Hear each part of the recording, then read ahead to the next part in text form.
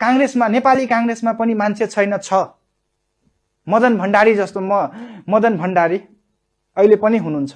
मदन चाहिँ को र कुन पार्टीसँग आबद्ध हो उहाँले चाहिँ कसरी चिन्नुहुन्छ? नेपाली कांग्रेसकै हुनुहुन्छ।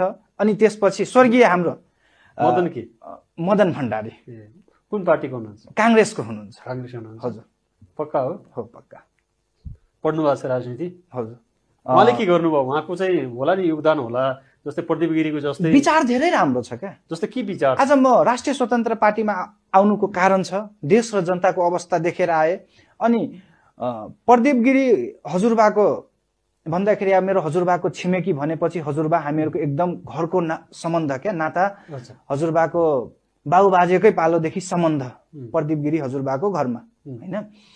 अनि मेरो विचार अनि प्रदीप गिरी हजुरबाको विचार अनि मेरो हजुरबाको विचार अनि राष्ट्रिय स्वतन्त्र पार्टीका सभापति ज्यूको विचार मिलेर